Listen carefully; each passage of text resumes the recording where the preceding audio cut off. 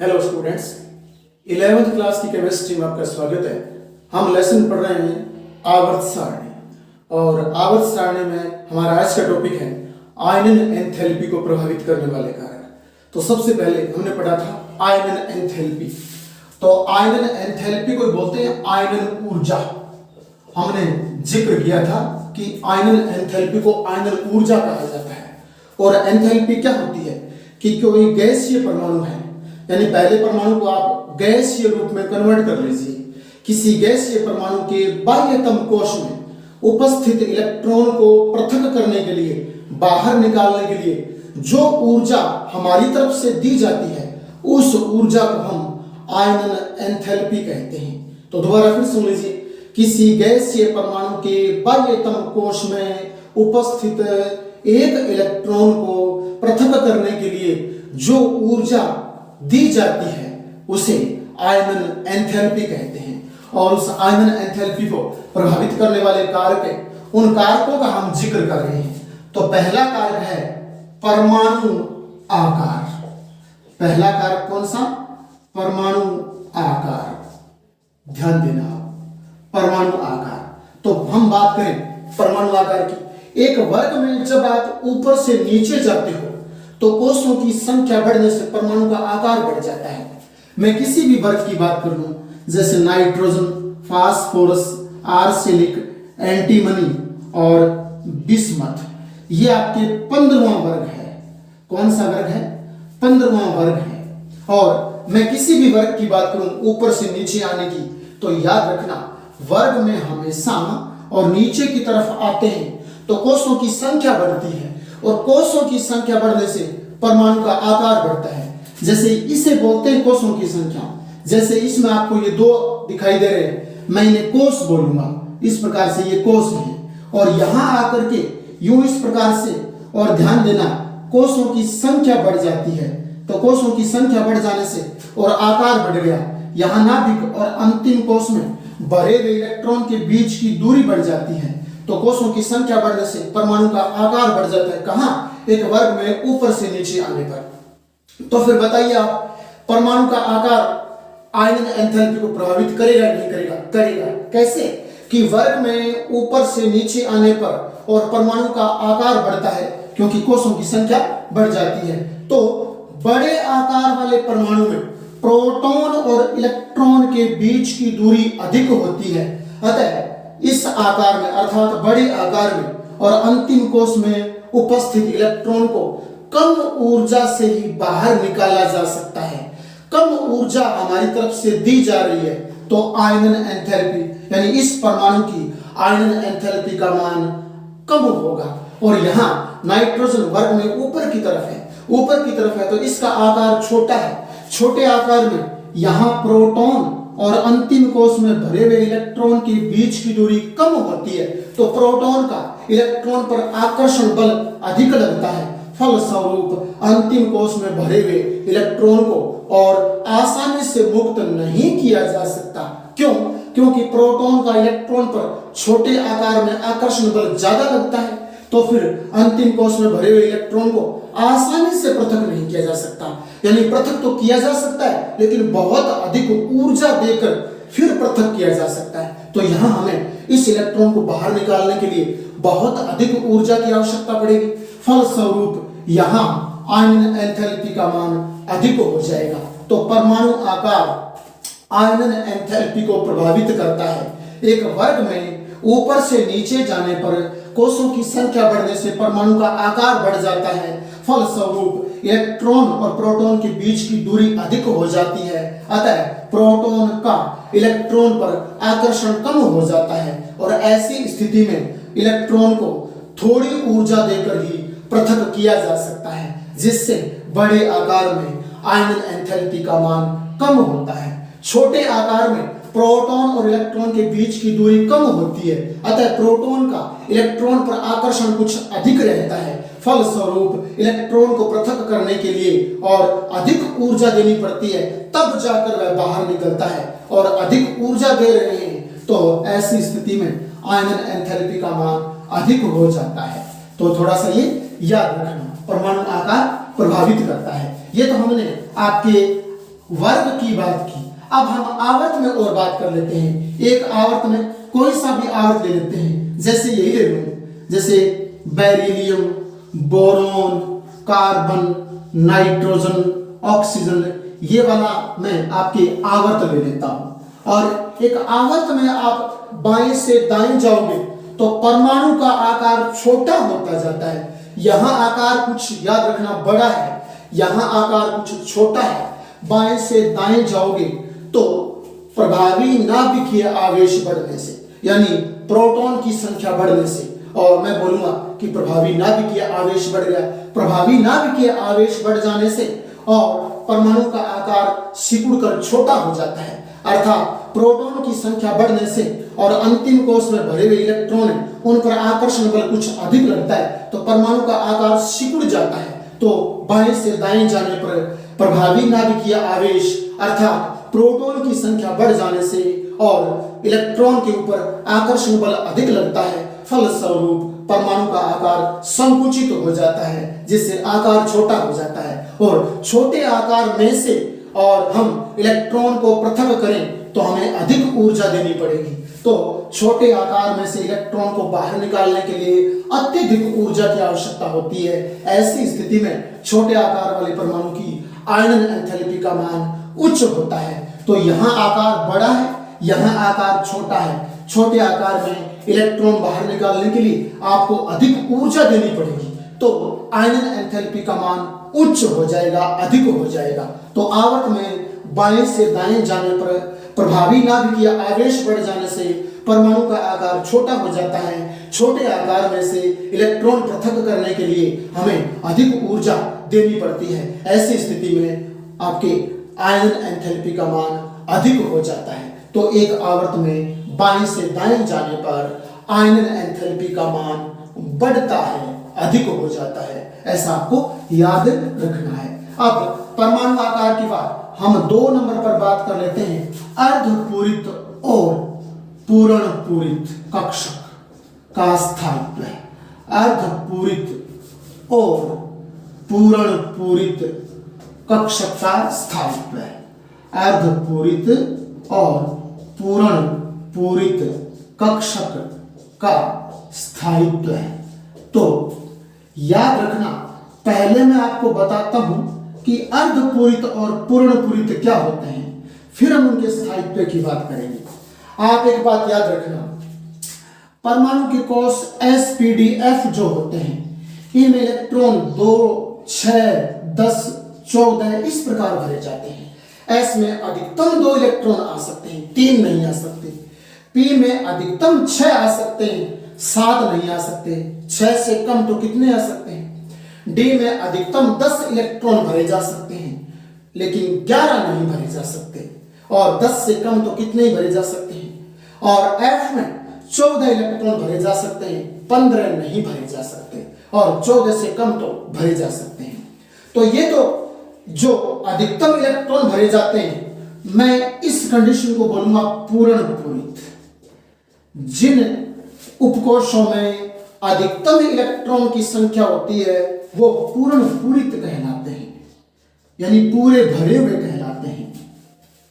अगर इनकी आधी कंडीशन कर दूं, हाफ, जैसे s में 1 कर दूं तो अर्धपूरित, p में 3 कर दूं तो अर्धपूरित, d में 5 कर दूं तो अर्धपूरित, f में 7 कर दूं तो अर्धपूरित। ये वाली अर्धपूरित कंडीशन हो गई। कौन सी? अर्धपूरित, आधे भरे हुए, ठीक है ना, आधे भरे हुए अर्धपूरित। तो याद रखना, हम किसी परमाणु का इलेक्ट्रॉनिक विन्यास लिखें और इलेक्ट्रॉनिक विन्यास में और ऐसी कंडीशन आ रही है, यानी अंतिम जो इलेक्ट्रॉन है वो भरा जा रहा है और अंतिम इलेक्ट्रॉन में जैसे s2 आ रहे हैं, अंतिम कोश में जैसे p6 आ रहे हैं, अंतिम कोश में जैसे d10 आ रहे हैं, अंतिम कोश में जैसे f14 आ रहे हैं, तो याद रखना वो पूर्ण पूरित अवस्था हो जाएगी। और ऐसे पूर्ण पूरित विन्यास में से आप जब इलेक्ट्रॉन पृथक करोगे तो आपको याद रखना है कि बहुत अधिक ऊर्जा आपको खर्च करनी पड़ेगी, तो जाकर के इलेक्ट्रॉन बाहर निकलेगा। और इलेक्ट्रॉन बाहर बहुत अधिक ऊर्जा से निकलेगा, तो ऐसी कंडीशन में और आयनन एंथैल्पी का मान उच्च हो जाएगा। और अर्धपूरित विन्यास, ध्यान देना, ऐसा विन्यास भी स्थायी होता है। और अगर आप कोई परमाणु का इलेक्ट्रॉनिक विन्यास लिखो, विन्यास में आपको याद रखना S1 मिले या P3 मिले, D5 मिले या F7 मिले तो वो अर्धपूरित विन्यास होता है। और अर्धपूरित विन्यास किसी अन्य विन्यास की तुलना में अधिक स्थायी होता है। और ऐसे स्थायी विन्यास में से इलेक्ट्रॉन पृथक करने के लिए हमें अधिक ऊर्जा की आवश्यकता पड़ेगी। फलस्वरूप आयनन एंथैल्पी का मान बहुत अधिक हो जाएगा। तो याद रखना कि पूर्ण पूरित और अर्धपूरित जो कक्षक होते हैं वो अधिक स्थायी होते हैं और इन स्थायी कक्षकों में से इलेक्ट्रॉन पृथक करने के लिए अत्यधिक ऊर्जा दी जाती है। इलेक्ट्रॉन बाहर निकालने के लिए, इलेक्ट्रॉन पृथक करने के लिए अत्यधिक ऊर्जा की आवश्यकता होती है। और ऐसी कंडीशन में जब अत्यधिक ऊर्जा की आवश्यकता पड़ती है इलेक्ट्रॉन निकालने के लिए तो उस परमाणु की, उस तत्व की आयनन एंथैल्पी का मान उच्च हो जाता है। तो जिन जिन आपके तत्वों में या परमाणुओं में ऐसा पूर्ण पूरित और अर्धपूरित विन्यास मिलता है उस विन्यास में से इलेक्ट्रॉन आसानी से पृथक नहीं हो सकते हैं और इन्हें उच्च ऊर्जा देकर के ही पृथक किया जा सकता है। फलस्वरूप ऐसे विन्यास वाले परमाणुओं अथवा तत्वों की आयनन एंथैल्पी का मान उच्च होता है, अधिक होता है। फिर हम 3 नंबर पर बात कर लेते हैं प्रभावित करने वाले कारकों में। याद रखना, परमाणु या आयन पर आवेश, परमाणु अथवा आयन पर आवेश, तो परमाणु अथवा आयन पर आवेश, तो ये भी हमें ध्यान रखना है कि जिस परमाणु अथवा आयन पर जितना अधिक धनावेश होगा, जितना अधिक धनावेश होगा उसकी आयनन एंथैल्पी का मान उतना ही अधिक होगा, उतना ही उच्च होगा। फॉर एग्जाम्पल मैं आपको यूं कह दूं, जैसे मैग्नीशियम है, मैग्नीशियम को मैं गैसीय अवस्था में कन्वर्ट कर लेता हूं पहले और अब इसको गर्म करता हूं। गर्म करने से अंतिम कोश में जो उपस्थित इलेक्ट्रॉन है वो बाहर निकलेगा।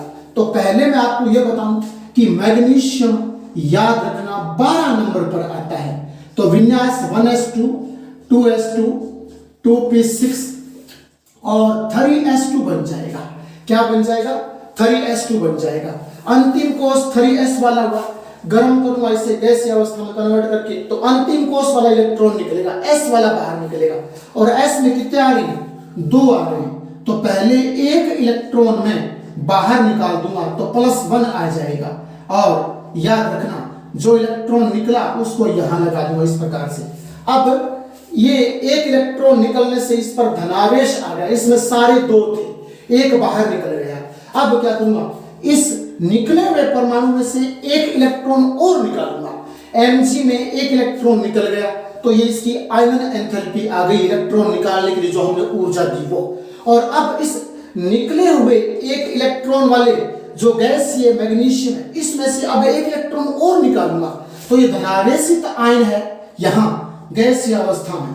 तो इस धनावेशित आयन में से जब एक इलेक्ट्रॉन और निकालूंगा तो एक तो निकला हुआ है पहले से, एक और निकालता हूं तो प्लस में 2 आ जाएगा, यहां 2 इलेक्ट्रॉन बाहर यूं दिखा दूंगा। अब ध्यान देना, इसकी आयनन एंथैल्पी अपेक्षाकृत कम थी, इसकी आयनन एंथैल्पी और ज्यादा है।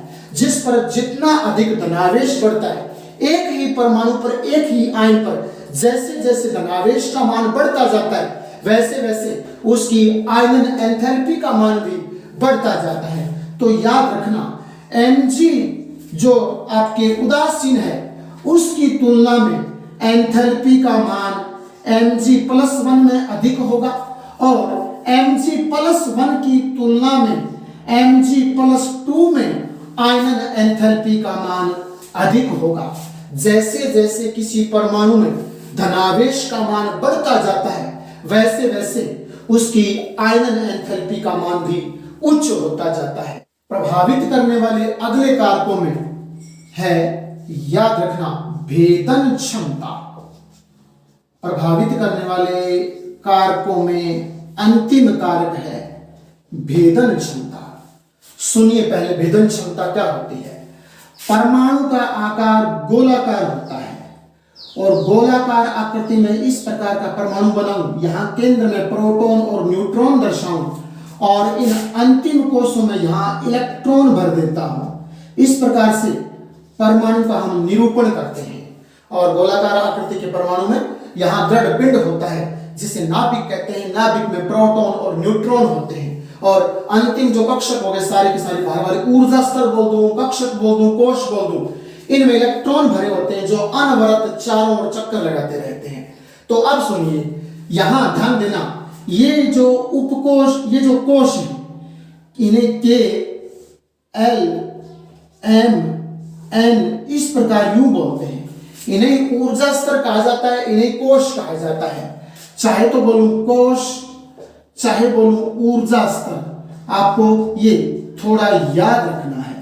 चाहे बोलूं कोश, चाहे बोलूं ऊर्जा स्तर, ये गोलाकार आकृति में यूं बने होते हैं। और इनमें फिर क्या होता है, जैसे के है, इसमें एस होता है उपकोश, एल में एस और पी दो होते हैं, एम में एस पी डी होते हैं और एन में एस पी डी एफ होते हैं। इस प्रकार से कोश में उपकोश होते हैं, कोश में एस पी डी एफ उपकोश होते हैं और उपकोश में एस नाभिक के और अधिक नजदीक है।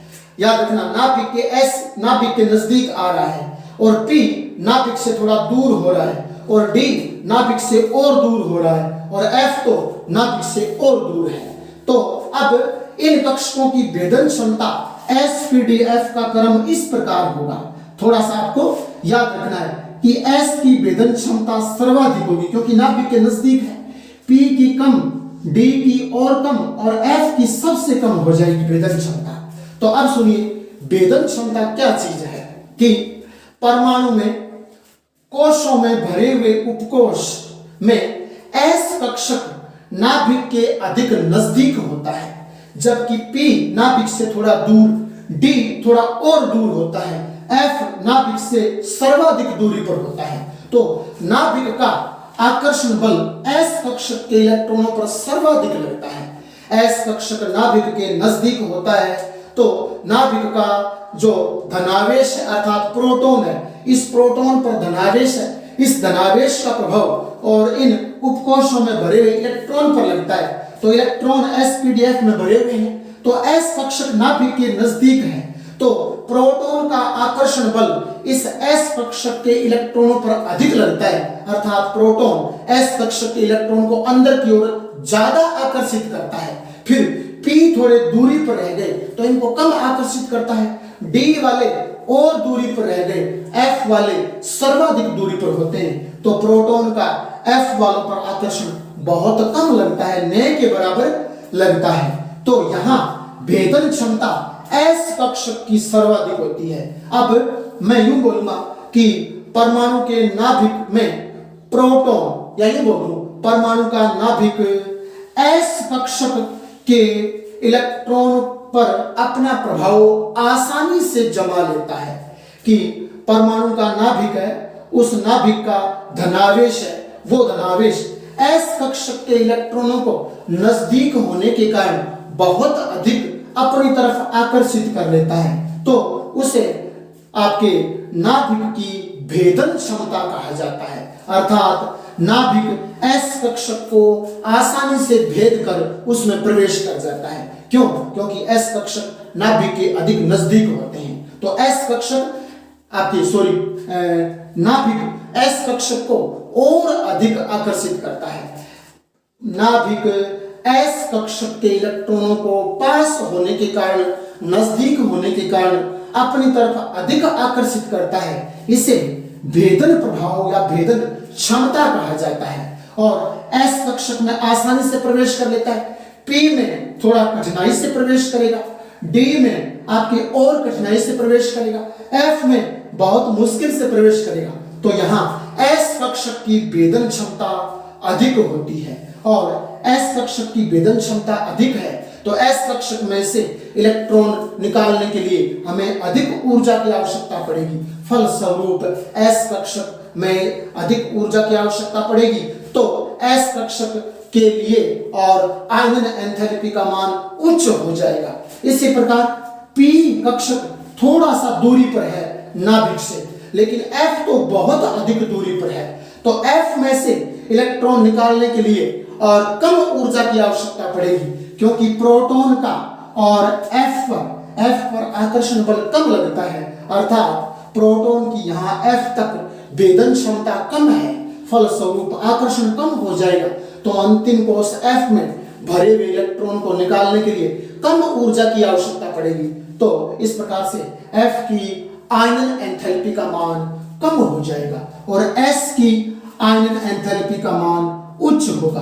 तो जिसमें भेदन क्षमता जितनी अधिक उसकी आयनन एंथैल्पी का मान भी उतना ही अधिक, और जिसकी भेदन क्षमता अत्यंत कम उसकी आयनन एंथैल्पी का मान भी